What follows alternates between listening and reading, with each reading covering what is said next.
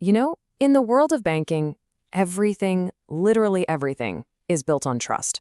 Trust is the foundation. But what's the bedrock holding up that foundation? Well, it's compliance. It's that promise, right? The promise that your bank is playing by the rules, keeping your money safe, and just doing things the right way. So today, we're going to dive into the RBI's absolutely game-changing new rulebook that completely redefines what compliance means for every single bank in India. So you might be asking, why the new rules all of a sudden? Well, the RBI looked around and saw that, honestly, it was a bit of a mess. Different banks were playing by completely different sets of rules when it came to compliance. To get everyone on the same page, they rolled out these new guidelines. And right at the heart of this whole new system is one incredibly important job, the Chief Compliance Officer, or the CCO. The RBI is basically putting every bank on notice and asking, hey, is the person in charge of your compliance actually RBI proof? All right, Section 1, Meet the Chief Compliance Officer. Subtitle, The Bank's Internal Referee. So who exactly is this CCO? The best way to think about them is like a referee in a huge, high-stakes football match. Their one and only job is to watch the game and make sure everyone, and I mean everyone, is playing by the rules. They're basically the bank's conscience, that little voice making sure business is done right, ethically, and of course, legally. Okay, let's look at the official definition here. A CCO is a senior executive responsible for independently overseeing compliance. Now, those are the key words. We're not talking about some manager tucked away in a corner office. This is a top-level job with a huge amount of responsibility. They're in charge of the whole shebang, the entire compliance program. Their job is to keep the bank safe from the massive risks that come with, well, not following the rules.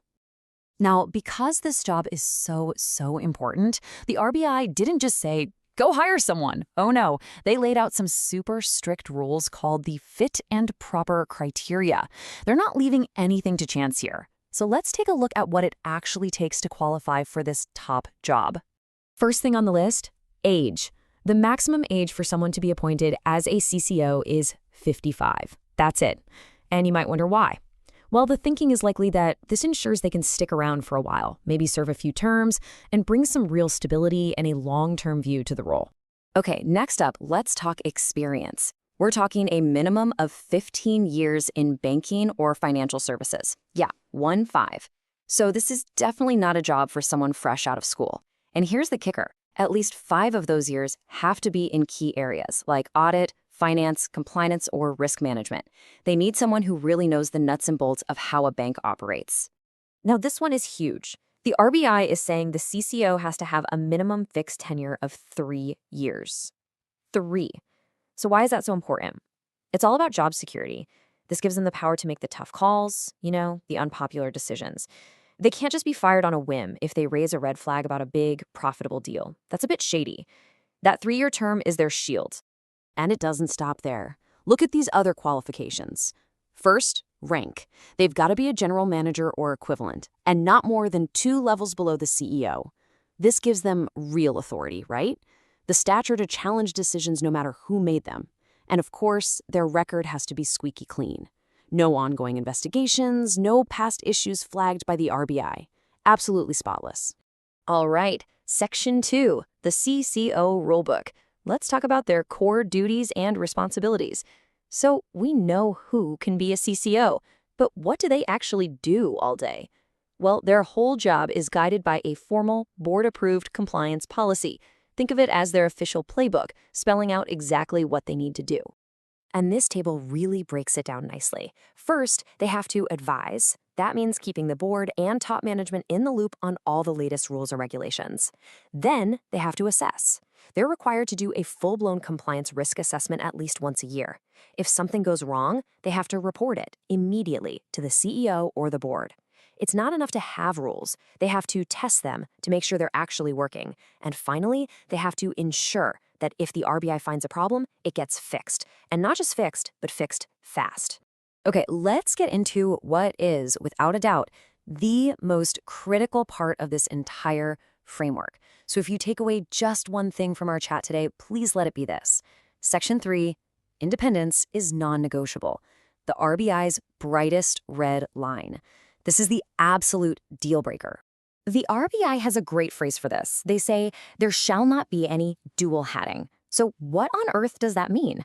It's simple, really. The CCO cannot wear two hats. They can't be the compliance chief and also be responsible for, say, hitting sales targets or bringing in new business.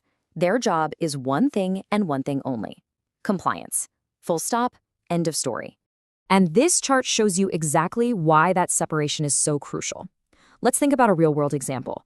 Imagine the business team wants to approve a huge, juicy corporate loan. It's risky, but it could make the bank a ton of money. Their world is all about sales targets and profit. But an independent CCO, their world is about risk, rules, and governance. They have the power and the duty to step in and say, hold on, this deal is too risky, we're not doing it. Now, can you imagine the pressure they'd be under if their own bonus was tied to making that deal happen? It would be an impossible conflict. The RBI has just wiped that conflict right off the table. So to make sure this independence is rock solid, the RBI has built this unbreakable reporting line. It's like a fortress. Step 1, the CCO reports straight to the top, the CEO or the board's audit committee. Step 2, they have absolutely no reporting relationship to any of the business teams, none. And step 3, and this is maybe the most important part, their performance review, the thing that decides their bonus and career path, that's handled by the board, not by the business guys whose deals they might have to shut down. It completely removes the pressure. Okay, let's start to pull all of this together. Section 4, RBI's core expectations. So what are the big takeaways here? What are the absolute must-haves that the RBI now expects from every single bank? The message from the RBI couldn't be clearer. These guidelines are not suggestions. They're not a nice-to-have. This is the new mandatory standard for everyone. The days when every bank did their own thing with compliance, those days are over. This is the new normal. And here it is, the ultimate checklist of the RBI's non-negotiables. It all starts with a strong tone at the top, meaning leadership has to live and breathe compliance. You need that fully independent CCO with real power and a direct line to the top. That's backed up by the mandatory 3-year tenure we talked about. And the whole system is built on a solid, board-approved compliance policy that gets reviewed every year, plus that annual risk assessment. Every single one of these points is a must-do, no exceptions. And that leaves us with this final, really important question. Is your bank's compliance culture just a policy, or is it a practice? Because what the RBI is really pushing for here isn't just a new document that sits on a shelf collecting dust. They are demanding a fundamental shift, a shift to making compliance a living, breathing part of the bank's DNA. It's about building a real culture that protects the bank, protects its customers, people like you and me, and ultimately protects the whole financial system. So the real question for you to think about is, how is your bank turning these rules on paper into reality on the ground?